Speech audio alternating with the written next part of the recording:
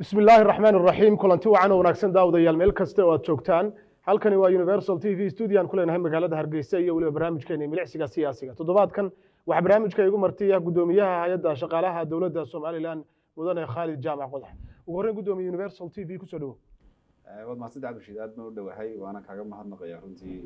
inaad u saacido maanta barnaamijkaaga ugu horreyn gudoomiye xilka gudoomiyaha hay'adda shaqaalaha muddo kooban baad haysay maxaa ku qabsoomay ee aad qabatay inta aad joogto xilka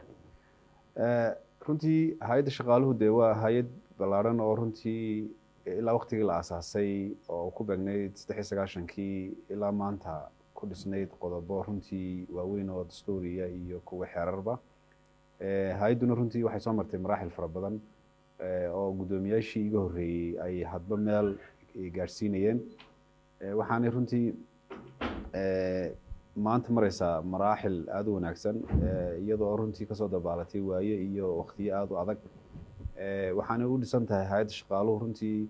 oo mabaadi'deeda ugu waaweyn ay tahay dhismaha iyo tababarka daryeelka xaqsiinta iyo dabagalka shaqaalaha iyo shaqaalaha dawladda oo dhan taasi oo runtii markaa xeerar iyo dee qawaaniin ay ku dhisan yihiin marka shaqadu runtii intii aan joogay dee waxyaabo fara badan way qabsoomeen waxyaabo socday oo anaa si hirgeliyay way jireen waxyaabo qorshaysanna runtii way jiraan hay'addu marka laga tago waxay mas'uul ka tahay dhammaan shaqaalaha dawladda ee loo yaqaano civil servant-ka marka laga reebo ciidamada iyo hay'ado gaar ah oo runtii loo yaqaano hay'adaha dakhli soo saarka oo aan markaa hoos iman hay'adda shaqaalaha dawladda shaqaalaha dawladdu runtii waa shaqaalo isbedel uu ku dhacay sanooyinkii ugu dambeeyay aqoontooda iyo aragnimadooda iyagoo runtii helay tababaro iyo aqoon heer jaamacadeed ah oo markaa dawladdu runtii ay kabaysay oo maxadka tababarka shaqaalaha kale wuxuu soo saaray shaqaale fara badan oo aqoontooda iyo aragnimadooda ay korodhay hay'adduna runtii waxay ku dadaashaa inay tababarada iyo tayeynta shaqaalaha ay kor u qaado marka shaqooyinkii socday iyo waajibaadkii socday ee hay'adda shaqaaluhu xil saarnayd halkoodii bay ka socdaan waana runtii waxyaabo qorsho noo qabsoomay oo dee aanu hirgelintooda sii wadno waxyaabaha kale intii aan joogay runtii aan xoogga ugu dadaalay waxaa ka mid ah isku xidhnaanta wasaaradaha iyo hay'adaha dawliga iyo hay'adda shaqaalaha oo aan xoojiyey xiriirka ay la leeyihiin oo runtii aanu ka dhignay mid daahfuran hanaanka shaqaalaysiinta iyo hanaanka yacnihii shaqadu ay u soconayso waxaa kaloo aan runtii xiriirkaasi uu xoojiyey in hanaanka shaqo wadaagga ee shaqada aanu hayno wasaaradaha iyo hay'adaha dawliga ah runtii ay xoogaysato oo ay noqoto hay'adda shaqaaluhu markaa mid mandatekeygii iyo waxqabadkeygii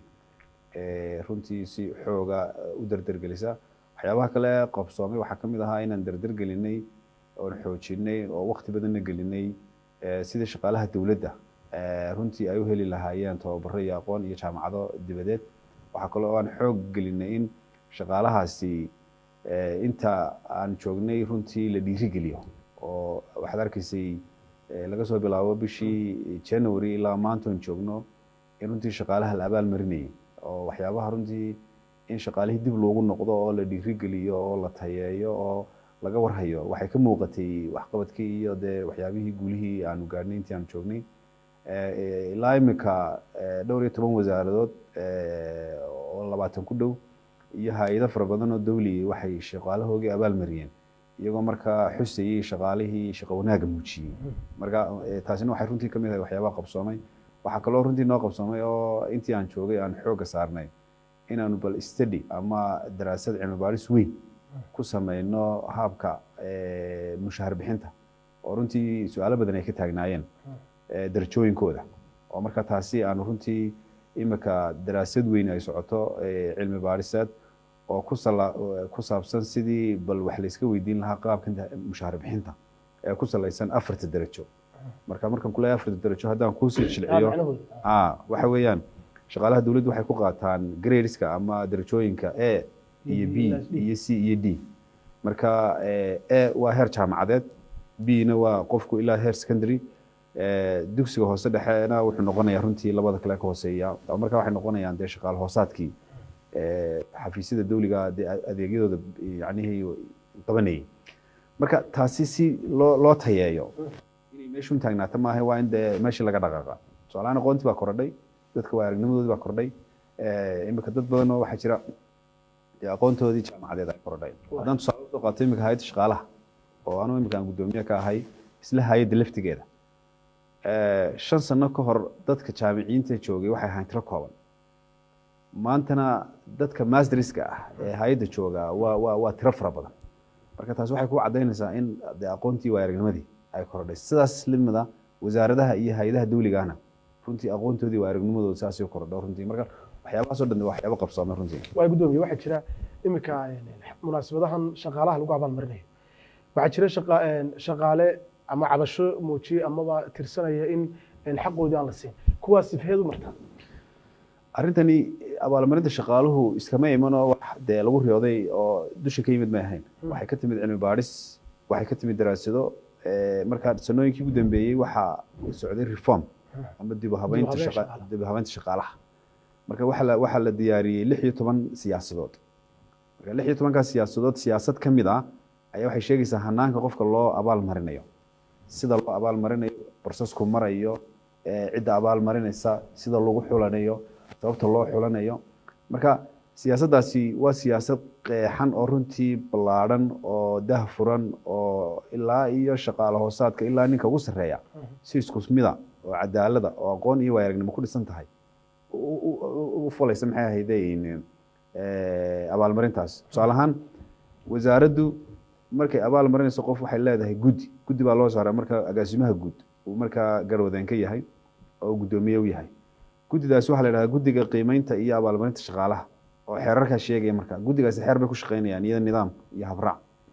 taasaa marka keenaysa sababta hanaanka xulashadu siduu ku imanaya iyo sida loo xulanaya inay tahay mid hufan oo runtii markaa qiimaheeda iyo hanaankeeda marka ma filayo ilaa imika wasaaradihii hay'adihii qabtay inay ka timid wax cabasho oo ah hebel maxaa loo abaalmariyay waayo wasiirka iyo agaasimaha u sarreysan ahayd laakiin guddoomiye abaalmarinta ka hadli mayno ma jiraan cabashooyinku soo gaaro shaqaalaha waa laba arrimood bay kala yihiin mid waa arrinta anshax marintaad ma laha haddaan si kale u dhigo hadalkaaga aad u jeedaa cabashooyinka shaqaalaha ka imanaya ee la anshax marinayo iyada laftigeedu waxay ka mid tahay runtii arrinta u baahan wacyigelin badan inaan ka samayno oo noo qorshaysan sanadkan tusaale ahaan diyaarintii 16 siyaasadeed ee lagu maamulayay shaqaalaha dowladda waxaa ku jirtay siyaasad la yidhaahdo siyaasadda anshax marinta iyo maamul wanaagga ka dhalanaysa markaa hanaanka maxay ahaydey isla xisaabtanka oo siyaasaddaasi markaa waxay sheegaysay qofka sidee loo anshax marinaya marka anshax marintaasi markaa process bay maraysaa iyo nidaam xeerka iyo shaqaaluhu ay bilaabmaya wasaaradda tusaale ahaan haddii qof ka mid ah computer jabiyo ama oo si uu ka soo jabiyo ama uu ku dhex dagaalamo ama uu dee afligaado madaxeed geysto ama uu sameeyo waxyaabo dee ka baxsan anshaxa iyo dhaqanka shaqada dee xeerka iyo nidaamkaa sheegaya markaa sifaha loo marayo marka sifahaas wuxuu sheegayaa qodobo ku qoran dee waa nidaam iyo dee xeer yacni dee habraac dhammaystiran oo sheegaya markaa hanaankaasi guddi baa markaa jirta guddigaas waxay ka kooban tahay wasaaradda oo DG-gu uu garwadeen ka yahay uu hogaaminayo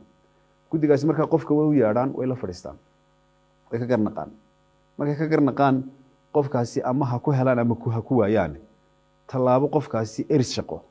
ama shaqada ay ka eriyaan iyo xaq uma laha xeerkuna uma ogolaado marka waxay noqonaysaa in markii anshax marintii wasaaradda iyo hay'addu ay samaysay waxa loo soo gudbinayaa hay'adda shaqaalaha marka loo soo gudbiyo hay'adda shaqaaluhuna waxay leedahay guddiga anshax marinta qaranka oo agaasimaha guud ee xafiiska iyo agaasimaha waaxda sharcigu ay iyaguna garwadeen ka yihiin guddigaas waxay furaysaa dacwaddii wasaaradda ka timid ama hay'adda markay eegto ayaa haddana waxay dib ugu yeedhaysaa qofkii dee laga cabanaya shaqaalaha way wareysanayaan markay wareystaan dacwaddii kale eegaan ama way ku raaci karaan ama way ku diidi karaan 4 tusaale markaa ku siinaya iminka ilaa iyo intaan anigu xafiiska joogay ilaa 6 dacwadood baa yimid 4 ka mid waan ku celinay wasaaradii waxaan ku nidhi shaqadooday wadanayaan shaqaalahaas oo waa in la siiya digniinta koowaad heerka wasaaradda ay dacwadda kusoo gudbisay eris buu ahaa anagu go-aanka aan ku gaadhnay markii dambe aan ku burinay tii wasiirka ama hay'adaha nooga yimid waxay noqotay inaan nidhaahno heerkaasi aad gaadhsiiseen ma gaadhsiisana dacwaddu markaan labadii dhinacba wareysanay qofkan waa in aan la anshax mariyaa laakiin digniin waa in la siiyaa faylkiisa loo geliyaa qaarkood waan ku raacnay laakiin mushkilad baa halkaa ka dhex jirta oo aan doonaya inaan dadweynahana runtii u fasir oo yani u kala ergareeyo dacwaddu marka shaqaalihii wasaaraddii ama hay-addii ay ka garnaqaysa ee ay anshax marinayso waa hay-adda gudaheega wasaaradda gudaheegi iyadoon hay-adda shaqaalaha soo gaadhin galdacwadeedkaas ama faylkaas ayuu qofkii saxaafadda tegaya ama iscagtamaya intuu dibadda u baxo maxay dhalinaysaa markaa taas adan kugu soo celinaya soo ma dhalinayso markaa qofkii isagoo dacwadiisibana soo gaadhin inuu haddana dembi kala sii galo oo dembigii ka weyn yani wasaaraddu ay ku haysatay oo markaa ka hor imanaya xeerarkii iyo nidaamyadii u dhejisnaa gudoomiye shaqaalaha wasaaradaha jooga ama hay'adaha kale ee dowladda ee ka tirsan shaqaalaha dowladda mas-uuliyiinta goobaha jooga xaq ma u leeyihiin ama awood ma u leeyihiin shaqaalaha qofka shaqsiga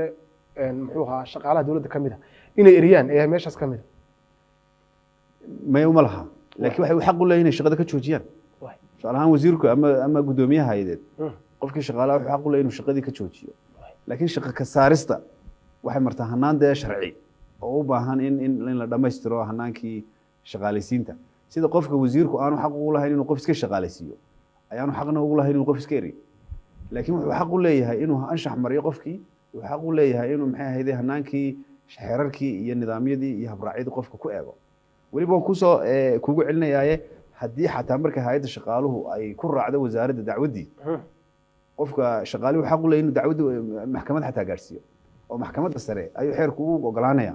inuu ilaa xeer maxkamadeed dacwaddiisu ay tegi karto laakiin shaqaalihii iyagoon maxkamadna gaadhin hay-adda shaqaalahana aan soo gaadhin ayaa markay wasaaradda u yeedha ee ay ku tiraahdo waxaa lagugu haystaa faldembiyeedkaas ama waxaa lagugu haystaa ciqaabtaas ama waxaa lagugu haystaa in arrintaas oo anshax marina ayuu intuu miidiyaha tago ayuu caytamaya marka taasi waxay keenaysaa hadduu miidiyaha tago oo uu ama caytamo ama xeerkiibu ka hor imanaya xeerku muxuu u dhigayaa marka xeerku wuxuu dhigayaa waa la yaqaanaa qofka shaqaalaha shaqaalinimadu waxay ku dhisan tahay isku duubni daacadnimo hadaf dhexdhexaadnimo iyo xirfad iyo hufnaan dadka lagu adeegayo marka inahaasoo dhami waxay ka hor imanaysaa marka hanaankii dee xeerarkii iyo shuruucdii waxaa jira dee 16 siyaasadood aan ku shaqeynaa anagu waxaa jira xeerar dastuurkeenu jiday waxaa jira xeerar kale oo laga soo dheegaya xeerarkan oo dee sheegaya akhlaaqiyaadka iyo qiyamka qofku shaqaalaha waxa looga baahan yahay waajibna wuu leeyahay waajibna waa looga baahan yahay qofka hadduu qofkaa shaqaalaha cabanaya uuba waayo meel uu dacwadiisa geysto amaba ay ku adkaato inuu goobaha xafiisyada ku shaqeeyo sida adigoo kale uu ku adkaato inuu yimaado haddii warbaahinta uu isiraahdo u mari oo cabashadaadii gudbi taas caqabadna ku keenaysa de waxay ku xidhan tahay hanaanka u gudbinaya haddaad eegto iminka kaysaskii ugu dambeeyey dee yani siday u hadlayeen iyo siday u garnaqsanayeen dee waxay ahaayeen si ay ka maarmeen shaqadii laakiin qofku isaga oo doodiisa iyo dacwadiisa qabo hadduu saxaafadda la hadlo yidhaahdo qodobadna sharciyaan haystaa oo uu xiganayo xeerar oo uu xiganayo hanaan oo u hadlayo si daacadnimo iyo akhlaaqiyan dhisan dee cid qabsanaysaa ma jirto oo iminka qofka dee tv-ga ka hadla ee dee dadka sida wanaagsan ula hadla iyo ka sida xun ula hadla waa la yaqaanaa soo ma dee labadaba markaa laba meelood bay kala taagan marka shaqaaluhu mar kasta haddaanu xeerarkii maaha tv maxaa u tagtay laakiin statementka ama weerinku isticmaalayo wasiirkii baa aflagaadeynaya gudoomiyihii baa aflagaadeynaya xukuumaddii baa aflagaadeynaya wuxuu doonu ku hadlayaa dabeetana hadhow wuxuu odhanaya xaqayga baa meel lagu duudsiyey war xaqaagaan difaacne soo kama horreysa harta marka wasaaraddii aas qabataan annaga noo kaalay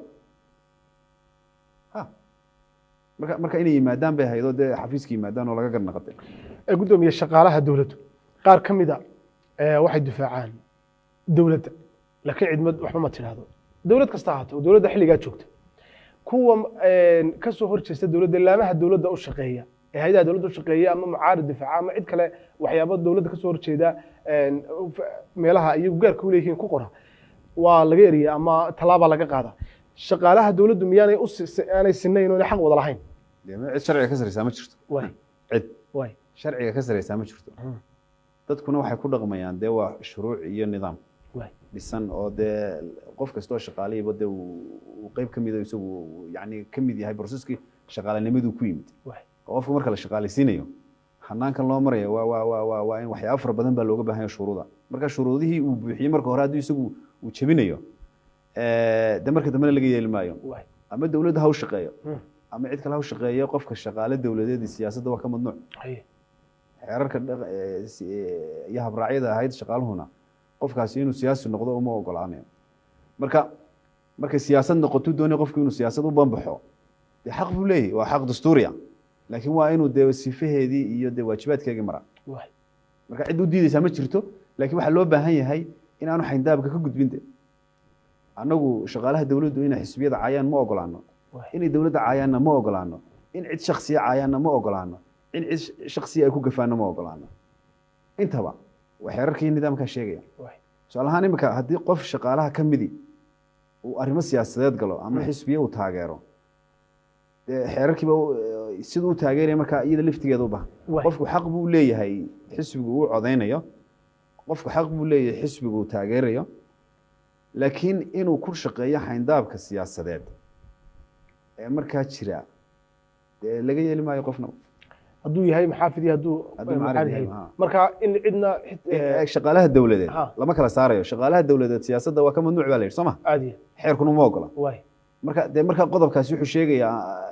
waa si guud buu hadlaya si gaar uma hadlayo marka haddaad ujeedo shaqaalaha dowladdu siyaasadda xagga dowladdu baa loogu ogolayay oo mucaaradkay qaarkood caayan weli ma idiin timi mucaaradku ma idiin soo gudbiyey qaar shaqaalaha dowladda ka tirsanoo aflagaadeeyey amaba anigu intaan joogay ma arkin dacwad ama dee arrimo xagga xisbiyada iga yimid laakiin dee record baan ku hayaa in xafiiskaygana ay yaalaan in xisbiyada qaarkood ay usoo dacwoodeen shaqaale fara badan iyo ka dacwoonayo la-anshax mariyada waxa loo anshax mariyey xisbiyada mucaaradka laftooda markaa ka dacwoonaya ha oo qaarkood ay yidhahdeen wayna aflagaadeeyeen marka waa record lahayo oo dee yaala laakiin anigu intaan joogay dee ima iman marka haddaad eegto xeerkan iyo waa loo sameeyey cidna sharciga kama sarreyso marka shaqaalaha dowladda isku wada qaado siyaasadda waa ka mamnuuc mana geli karaan marka hadday saa tahay waa inay dee ilaashadaan qiyamkooga iyo akhlaaqiyaadkooga iyo shaqadoodaba waaga guddoomiye waxaa jiray barnaamij guddoomiyaashii ka horreeyey ay wadeen oo madax taabashada shaqaalaha ah oo dadku si weyn u soo dhoweeyeen oo ay meesha ka baxayeen dadkii aan shaqaalaha dowladdana ku jirin ee haddana lacagta qaadan jiray mashruucaasi halkuu kuu maraya mashruucaasi runtii waa mashruuc aad u ballaadhan la yidhahdo dib u habeynta shaqaalaha dowladda wuxuu ku guuleystay qodobo aada u waaweyn wuxuu leeyahay mashruuc qaab dhismeed madaxweynaha iyo golaha wasiirada ayaa waxa loo yaqaanaa waxa la yidhahda steering committee waxaa kaloo ka sii daadegsan kooxda la yidhaahdo technical committee oo golaha agaasimayaasha guuda marka hawshaasi waa hawsha ay coordinate garaysa hay'adda shaqaaluhu ee wadda markaa tirakoobka shaqaalaha lagu sameeyey runtii wuxuu ahaa tirakoob lagu guuleystay oo la ogaaday shaqaalaha minbari ilaa galbeed koonfur ilaa waqooyi jooga dhammaan gobollada degmooyinka in la yaqaano maanta ee u diiwaangesan yihiin hay'adda shaqaalaha dowladda wasaaradaha iyo hay-adaha dawliga oo dhan tirada shaqaalaha naqaanaa waktiga la shaqaalaysiiyey goobta shaqada ay galeen xilka ay hayaan marka tirakoob runtii dhammaystiran buu ahaayo runtii lagu guuleystay waxyaabaha kale lagu guuleystay waxaa ka mid ahaa in la dhammaystiro oo meel la saaro xogta shaqaalaha kaydintooda oo runtii iminka haddaad xafiiskayga tagto ilbiriqsi baad ku helaysaa xogta qofka aad u baahan tahay shaqaalaha waqtiyada qaarkoodna waxay qaadan jirtay in faylal inta la rogo bilo ay qaadato inta in la baarayo qofkan yani magaciisa iyo darajadiisa haddaan maanta qof su-aal ahaan magacu ka khaldamay oo iminka waxyaabaha aadka u badan aan arkay bay ka mid tahay dadkeenu waxay isticmaalaan family nameska naanaysaha qoysasku ay leeyihin oo marka qaarkood ay isticmaalaan marka la shaqaalaysiinayo laakiin marka ay samaynayaan maxay ahayday sharciyadda ama shaqaalaysiinta waxaa lagu xidhaa shuruudo fara badan oo inuu qofku ID cardkiisa la yimaado marka ID cardkana naanaystu ma ogola oo waa in la iswaafaqo marka waxaan ka wadaa hanaanka magac sixiddu runtii waa shaqo aad u badan oo imika xafiisku qabto dee waxaa lagu qabtaa matter of second ilbiriqsi marka waxaad u bedesheen hab computer exactly qaabkaan u shaqeyno dhan imika waa qaab casri ah waqtiyadii horena waxay lagu shaqeyn jiray dee faylal waaweyn in la baaro oo sanad ay qaadato oo qofka xogtiisa la raadiyo imika arrinta hirgelinta barnaamijka e-shilling oo kale shaqaalaha dawladdu maanta saadkooga ayaa ugu soo dhacdaa mushaaraadkooga bishu markay dhamaato awalna wasaaradaha iyo hay-adaha waxaa la keeni jiray lacago fara badan oo lagu wado dee jooyado maanta dee ma isticmaalno waa horumarka la sameeyey runtii dee qof kasta oo shaqaale dowladeedii bishu markay dhammaato one day kama raago mushaharkiisu one day kama raago waxaanu ku helaa bangigiisu ugu dhaca account qof kasta oo shaqaale account buu leeyahay taasi maxay kordhisay bangiga xataa waxaan anagu contribute garaynay dhaqaalaha bangigu inuu kor kaco oo qof kasta oo account ka furanayo shaqaale dowladeedii service charge-ka laga qaadaya wuxuu kordhiyey wax soo saarkii iyo income-kii bangigu kordhiyey kama hadlayo cashuurta laga qaado shaqaalaha laakiin service-ka laga qaado haddii la qiyaaso shaqaalaha qaranka ee bangiga u dhaca waa lacag fara badan marka iyada laftigeeda dhaqaalihii waddanka hore kiciisii ay shaqaaluhu qayb ka yihiin marka gudoomiye shaqaalaha dowladda dhan ma waajib baa inay account ka furtaan banka oo ay si ay lacagtooda ugu dhacdo mise qofkii isagu shaqaale ee raba unba ka furan kara hanaankan mashruuca dib u habeynta shaqaalaha waxaa garab socda mashruucyo fara badan oo dowladdu wato oo uu ka mid yahay mashruuca dib u habeynta maaliyadda marka mashruuca dib u habeynta maaliyadda iyo mashruuca dib u habeynta shaqaalaha waa laba mashruuc oo mataana ah oon isku xidhnay marka si ay labada mashruuc isku kaabaan ama labada hawlood ee xukuumaddu ay wado waxaa ku dadaalnay annagoo kala shaqeynay wasaaradda maaliyadda iyo bangiga in dhammaan wasaaradaha iyo hay-adaha dawligii ay isticmaalaan bangiga afar wax bay markaa faa'iido keentay kow in dhaqaalihii waddanka shaqaalihii ay qayb ka ahaadaan yacnihii ay contribute garayaan laba in mushaharaadkii iyo gunooyinka shaqaalaha si cadaalada oo transparency loo maamulo oo tusaalahaan lacagii faraha badnaa ee wasaaradaha iyo hay-adaha imanayay meesha way ka baxeen imika wasiirku lacag ma arka imika gudoomiyuhu lacag ma arko transactionka maraa wuxuu maraa BFM ku maraa public financial management wasaaradda maaliyadda marka hanaankaasi waa hanaan keenay daahfurnaan waa hanaan keenay isla xisaabtan waa hanaan keenay in maaliyaddii ay xafidnaato oo dee aan ku ammaanayno madaxweynaha iyo xukuumadda aan ku ammaanayno yacnihii dee cid kasta oo dee taageertay marka waa hanaan furan oo runtii keenaya marka qof kasta oo shaqaale dowladeeda lacagtu bangiga u maraysaaba marka isagoo lacagtiiba already systemkay ka mid tahaybe qofkii dee maaha wax qasaba laakiin dee waxa jidaynaya xeerarkii iyo nidaamkii in qofkii dee loo furo maxay ahaydeen account okay waa gudoomiye waxaa jira dhowaan maalmihii ugu dambeeyey labadii cisho saddex cisho ugu dambeeyey warar social media lagu qoray gudoomiyaha hay'adda caymiska qaranka Suleymaan Cawdi Cali Bukhaari uu magacaabay waaxda xisaabaadka xaaskiisa marwadiisa arrintaasi waxay wararku sheegayaan baraha bulshada dadku ku qorayeen in Khalid Jaamac qodax gudoomiyaha hay'adda shaqaalaha adiga aad hawshaasi diiday taa maxaa ka jira dawladdu waxay wada shaqeysaa hanaan furanoo ku dhisan xeerarka iyo nidaamka qofka shaqaalihiina wuxuu maraa hanaanka aan sheegayo marka wareegtooyinka ka soo baxaya shaqaalaysiinta ka soo baxaya hay-adaha dawliga ah markasta waxa mas-uulka ah shaqaalaysiinta hay-adda shaqaalaha sida uu sheegayo xeerka sida uu sheegayo maxay ahaydeen habraacyada markaa la jideeyey ee la dejiyey tusaale ahaan haddii boos ka bannaanaado wasaarad ama hay-ad wasaaraddu waxay soo jeedinaysaa qaab dhismeedka uu yeelanayo maxay ahaydey ama shaqada uu qofkaas yeelanayo dabeetana recruitmentka ama shaqaalaysiinta waxaa leh hay-adda shaqaalaha oo runtii markaa mas-uuliyaddeeda leh ansixinta iyo shaqaalaysiintaba marka shaqaaluhu markaa laba iskugu jiraan waa shaqaale la shaqaalaysiinayo iyo shaqaale xila loo magacaabayo haddii xilku wuxuu ka imanaya xilkan la magacaabaya wuxuu ka imanayaa qaab dhismeedka dawliga ee wasaaradda ama hay-adda qaab dhismeedkana hay-adda shaqaalaha ka mas-uula tusaale ahaan qaab dhismeedka ay wasaaraddu yeelanayso waxaa u sarreeya aniga imika gudoomiyaha u sarreeya qaab dhismeedka maxay ahayd hay-addayda waxaa ku xiga gudoomiye ku-xigeen agaasime waxaa hoos imanaya agaasime waaxeedyadii agaasime waaxeedyadan waxaa hoos imanaya xubnihii markaa kasii farcamaya sectioniska ahaa ama waaxyihii kasii farcamaya qaab dhismeedka markaa hay-adda shaqaalaha samaysa marka gudoomiyaha markaa caymiskeed sheegayso hanaankaas uu ku imanayo qof iyo hanaanka uu ku imanayo processka shaqaalaysiinta iyo hanaanka structureka uu ku imanayo iyo kaa magacaabiddu ay ku imanayaanba waa mid xeerarkii nidaamku ay qeexayaan marka halka istiidooyinku ay ka imanaysaa mar kasta istiidooyinka keenaya waa kaas laakiin waa matter of dee dowladnimadu waxay ku wada shaqeysaa nidaam iyo hufnaan iyo qaab laysla yaqaano kaasina waa marka keena waa ka keena markaan anagu isweydaarsanno waraaqaha loo yaqaano meemada wasaaratu wasaarad ama hay'atu hay'ad yani saxaafaddu arkin in aan ku saxno markaa waxyaabaha markaa qaladaadka dhaca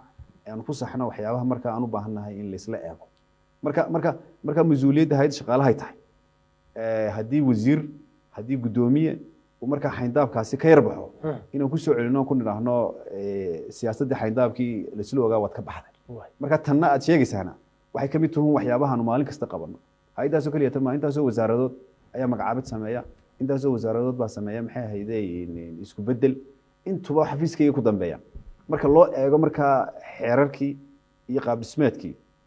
inay waafaqsan yihiin iyo inaan waafaqsanayn marka annagaa wadaagna maxay ahaydee warqado hoose oo dee dawladdu waxay leedahay siyaabo fara badan oo caga badan bay leedahay dee magaranaysaa ay ku xidhiidho marka tanna waxay ka mid tahay qaybtaas in dee laakiin ma jirto arrintaasi baraha bulshada aad ku celiseen baraha bulshada miidiyuhu waxay qorayeen iyo siday u qorayeen waan arkay anigu ila lagu kalsoon yahay waxay sheegayaan bay yidhahdeen in gudoomiyaha shaqaalaha uu joojiyey magacaabidaas waa sax waan joojiyey laakiin de hanaanka aan ku joojiyey war kama haynin iyo safahan ku joojiyey iyo processkan ku joojiyey marka waxbay mala awaalayaan miidiyi mar kasta waxbay mala awaalayaan laakiin xaqiiqda ah gudoomiyaha inuu qof waxay ka mid tahay siidooyinka aan sheegayo ee u baahan in xeerarka iyo nidaamka lagu eego een maalin kasta wasiiradii hay'adaha dawliga ka joojinada waxa gudoomiye imka arinta imka hadda carbaabtay shaqaalaha marka wasaarad ama mas'uul ama hay'ad qoranayso mas'uulka hay'adda ama wasaaraddaas amaba meesha dawladeed uu joogo ma xaq ma u leeyahay inuu qorto oo mataqaanaa shaqaalahaasi uu si u qorto ama u shaqeeyaan ama mataqaanaa isagu xaq ba u leeyahay horta mid waan saxayayo shaqaaleysiintu waxay martaa xeerar iyo nidaam sanooyinkan ugu dambeeyay madaxweynaha waxaan aad ugu amaanaynaa madaxweyne Muuse Bixi hanaanka shaqo qaran loo yaqaano oo runtii meesha ka saaray shaqaale fara badan oo wasaaraduhu ay qorayeen shaqo qaran barnaamijka la yiraahdo waa barnaamij runtii daahfuran oo dhammaan 6 gobolba ay si siman u wadaagaan yani shaqaaleysiintaas marka barnaamijkaasi waa barnaamijka anagu imika ugu badan xooga saarna shaqaaleysiintiisa qofku markuu ka soo baxo layliga shaqo qaran wuxuu toos u noqdaa shaqaalaha qaranka marka wasaaradaha uu ka yimaada waxaan u jeedaa uu ka yimaada hay'adda shaqaalaha dawladdu yimaada hay'adda shaqaaluhuna marka waxay u qaybisaa wasaaradaha iyadoo oo marka la marayo hanaankii shaqaaleysiinta marka culayskaasi shaqo qaran wuxuu meesha ka saaray marka baahidii ahayd in wasaaraduhu ay u baahdaan dad la shaqaaleysiiyo marka laba meelood bay markaa jirtaa wasaaradda caafimaadka iyo wasaaradda waxbarashada oo ugu baahi badan maanta marka shaqaaleysiinta laga hadlayo dad budgetkana eegto ama miisaaniyadda eegtana dadka ugu badan ee markaa loo baahda ay tahay iyaguna waxaa ku xidhan shuruudo fara badan tusaale ahaan wasaaradda caafimaadka shaqaalaha loo qaadanayo waa inay leeyihiin aqoontii waayarnimadii khibraddii caafimaad dhakhaatiirtoo kale priority fiican baan siinaa neerastoo kale priority bay leeyihiin hanaan yacni dee waa wadad la tixgelinayo macallimiinta gobollada iyo degmooyinka loo qaadaya ee la geynayaana runtii waa iyadana arrin aada u muhiima marka barnaamijka shaqo qaran maadaama uu yahay barnaamij markaa koobaya cid kastaaba ay ku jirto macallimiin ku jiraan dhakhaatiir ku jiraan cid kastaaba ku jirto markay noo yimaadaan wasaaradii baan u qaybnaa laakiin haddana baahida labada wasaaradood ee caafimaadka iyo waxbarashadu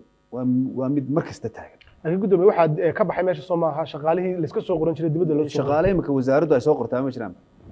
wasaaradda hiblaayo oo shaqaale ku soo qoraysaa maba jiraba laakiin labada wasaaradood waa exceptional oo way ka duwan yihiin wasaaradaha kale dhinaca kale waxaan madaxweynaha ku amaanaynaa oo runtii iyo hay'adda shaqaalaha waqtiyadii hore wasaaradaha waxaa dul joogi jiray oo dul buuxi jiray dad la yidhaahdo kumeel gaadh sanadkii hore madaxweynuhu amar buu soo saaray uu leeyahay dhammaan shaqaalaha kumeel gaadhka ha la shaqaaleysiiyo miisaaniyadda qarankana ha lagu daro si meesha ay uga baxaan dadkii kumeel gaadhka marka labada wasaaradood ee caafimaadka iyo waxbarashada marka laga tago wasaarad kale oo maanta qaranka ah ama hay'ad kale oo qaranka ah oo qof la yidhaahdo temporary uu joogaa ma jiro dhammaantood waa la shaqaaleysiiyey marka labada laga tago waayo imika caafimaadka oo kale waa loo baahan mar kasta MCH cusub baa imanaya ama waxa imanaya dugsi cusub marka macallimiin baa loo baahnaanaya marka waa in temporary macallimiintii yacni dee la helaa temporary shaqo qaran baa ku noqonaya qodob runtii ay aada u contribute garaysay ama ay dalka yacni waxyaabaha kusoo kordhisay ka mid tahay imika sanadkii ugu dambeeyey markuu qofku shaqo qaran ka soo baxo leyli baa loo diraa waxaan loo yaqaan internshipka maya waxay tagaan goobo shaqo ay markaa kusii carbistaan intaana shaqaale rasmigaa noqon marka wasaaradda waxbarashada loo diraa wasaaradda waxbarashaduna waxay u qaybisaa degmooyinkii gobolada sanadkii ugu dambeeyey imtixaanka qaran wax badan iskama bedelin oo dugsiyadii dawliga ahaa kormay soo kicin waxyaabaha sababaya bay ka mid tahay in ardaydii shaqo qaran ay caawiyaan dee dugsiyadii dawliga ah marka taasina waa midaan madaxweynaha iyo dee ku ammaanayno runtii iyo qarankaba iyo wasaaradda waxbarashada waa guddoomiye hadda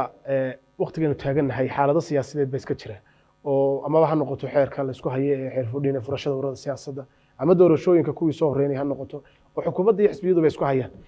maxaa guddoomiye ahaan hay'adda shaqaalaha kaaga meel yaala maadaama mas-uul ka tahay dhammaanba shaqaalaha dowladda maxaa arrintaasi adiga kaaga meel yaala shaqaalaha arta xeerkii shaqaalaha oo runtii xeer number 796 oo aan ku shaqeyno waxaa ka dambeeyay xeerkii dambe ee dowladda imika xukuumaddan madaxweyne Muuse Bixi ay dee runtii baarlamaanka u gudbisay baarlamaankuna guurtidana dib la isku celceliyay imikana la yaala baarlamaanka golaha wakiilada waan rajaynaynaa inay dee sida ugu waajibka ay ka gutaan oo runtii xeerkaas uu yahay xeer loo baahan yahay qodobada asaasiga ku xusan waxaa ka mid ah qofka shaqaalihi inaanu arrimaha siyaasadda lugaha la geli karin marka xisbiyadiina imika way furan yihiin oo la furay marka dad fara badan oo dowladda ku jiro waxaa jira runtii dee aqoon iyo waayaragnimoba leh oo dowladdii u shaqeeya marka farintaydu waxaa weeye aanuun ciddii u hollata ama diyaar u ah dee inay xisbiyada ka qayb gasho dee waa xaq dastuuri ay leeyihiin laakiin waxay runtii waa inay ilaaliyaan xuquuqdii shaqaalanimo xuquuqdii xeerka shaqaalaha uu sheegaya ahay qofka shaqaalihii inuu siyaasadda ka caagan yahay marka waxaan dhammaan farayaa dee shaqaalaweynaha qaranka inay ka fogaadaan siyaasadda inaanu ku milmin maxay ahayde ururada iyo xisbiyadaba ciddii markaa aqoontii waa aragnimada leh wax xisbiyadaysaana runtii ay u madax banaanaato oo dee ay intay ka tagto shaqaalanimadii ay u madax banaanaato marka arrimaheedii kale siyaasadda runtii xisbiyada iyo ururaduna dee waa arrimo u baahan la dhiirigeliyo furashadooda iyo xoojintooda oo aanu xisbigii noqonin xisbi qofku uu ku sito maxay ahaydeyn jaabka uu noqdo xisbi dee hanaankii iyo siyaasadihiisii iyo shuruucdiisii iyo haykalkiisii dee lagu yaqaaniyo wata ee aanu noqon dee mid reerana u xidhan aanu noqon dee mid qofna u xidhan waay guddoomiye gabagabadii barnaamijkeena joognaa fariintaada guddoomiye ahaan aad bulshada Soomaaliland u diraysaa maxay tahay kow in shaqaalaha dowladdu runtii ay ogaadaan inaan dee mar kasta ka warhayno hadday tahay tayintooda koruqaadkooga aqoontooda runtii mabaadi'da aanu dhisannahay laba in xafiiskaygu uu furan yahay khamiistoo kale aan xafiiskaygu furan yahay cid kastaaba way timaadaa inay wax allaale waxa ay cabasho qabaan tala ay hayaan uu xafiiskaygu furan yahay oo ay diyaar u yihiin inay yimaadaan saddex in ay ka fogaadaan arrimaha siyaasadda afar inay runtii dadka isku soo dhaweeyaan maadaama iyagu waxaan ay qabanayaan ay yihiin adeeg oo adeeg bixiyayaal ay yihiin inay ummadda si cadaalada ugu shaqeeyaan cadaalad markaan leeyahay waa inay waqtiga ilaaliyaan oo waqtigooga shaqada runtii ay ilaaliyaan dadka ay u adeegayaan ixtiraamaan goobaha shaqada ka shaqeynayaan agabka yaalla iyo qalabka yaalla ilaaliyaan sida u shaqeynayaan ay noqoto si yacni qalbi furan oo qofka yacni ay u adeegayaan si yacni daacadnimo iyo ay ku dhisan tahay iyo xilkasnimo shaqaalaha qaranka waxaan u rajaynayaa runtii isbeddel fara badan baa soo socda oo ay ka mid tahay diyaarinta horumarinta yacni howlqabadka ama waxaan dhawaan sameynaynaa waaxdii howlgabka qaranka oo runtii dadka shaqada ka howlgaba runtii ay ku ritaar garayn doonaan oo sanadkan aan doonayna inaan qabanno waxaa kaloon sameynaynaa runtii cilmi baadhisyo fara badan waxaa kaloon sameynaynaa in aanu sanadkan xoogga saari doonno human resource management information systemkii qaranka inaan dhisno waxaan sanadkan runtii aan ku dadaalnayna inaan sameyno darajooyinkan inaan wax ka bedelno oo runtii qaabkan darajooyinkan wax ka bedelno waxaa kaloo oo runtii aan ku dadaali doonaa in hagayaal fara badan oo runtii taageeraya shaqaalaha tababaradooda taageeraya horumarkooga self developmentkooga inaan runtii sameyno marka waxyaabahaas oo dhan baa idin maqan haddii ay jirto grievances yacni isqabad u dhexeeya shaqaalaha iyo goobaha ay ka shaqeynayaan waxaan kula dardaarmaya inay akhriyaan xeerarka iyo nidaamka markaa u dejisan oo sheegaya hanaanka markaa yacni lagu xalinayo wax kastoo yimaada aad iyo aad baad mahadsantahay daawadayaal intaas ayaan kusoo gabagabayn doonaa barnaamijkeena milicsiga siyaasiga toddobaadkan waxaa marti igu ahaa gudoomiyaha hay'adda shaqaalaha dowladda Khalid Jaamac Qodax gudoomiye aad baad mahadsantahay thank you so much daawadayaal barnaamijkan mid lamid ah waa anigu Cabdirashiid Cabdiwaab Xuseen dhamaantiin nabadgelyo